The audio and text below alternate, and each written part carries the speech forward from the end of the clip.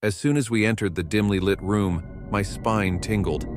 The air felt thick with something heavy lingering overhead. My friends and I exchanged nervous glances as the heavy door closed behind us and kept us trapped within. We were eager to experience an escape room. It should have been enjoyable, a challenge of solving puzzles and riddles to escape, but as soon as we began exploring it quickly became impossible to escape. Things quickly escalated to worse than expected. Our clues weren't what we expected. Instead of leading us closer to the exit, they seemed more like warnings of impending danger. Each puzzle we solved only made things worse and led deeper into danger. As soon as we discovered the first trap, a hidden compartment in the wall revealed a pit full of sharp spikes. We realized this wasn't part of any game. It was real and terrifying. As our panic increased, we searched desperately for an exit, yet the room seemed determined to keep us trapped, changing and shifting in ways to entrap us even more effectively. Every action taken only seemed to push us deeper into danger. As time passed, fear began to separate us. We turned on one another in an effort to save ourselves at any cost, but no matter what attempts were made to escape this desperate situation. As soon as we believed all hope had vanished, I became horrified at what I realized. We weren't alone in the room. Something else was present and watching our every move with malicious intent. I could feel its presence, an evil force that seemed to feed off of our fears and promise us freedom if only we yielded to its will.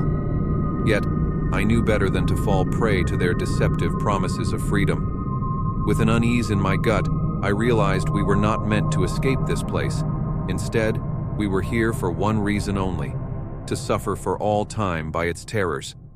As time ticked by, our desperation increased as minutes turned to hours. We clawed at the walls and screamed until our voices grew hoarse, but there was no relief in sight. Despair was taking its hold, trapping us within its grasp. Just when it seemed as though all hope had vanished, we found an unexpected clue pointing us in a positive direction and led us down an unexpected passage with hidden entrances, offering hope despite darkness. With shaking hands, we cautiously followed the passage, hoping against hope that it would lead to safety. When we reached its endpoint, however, our hearts sank. There was an iron door blocking our path, locking us inside with no way out. We screamed for help, banged on the door, and tried desperately to escape, but nothing worked. We were trapped, and there was nothing we could do about it.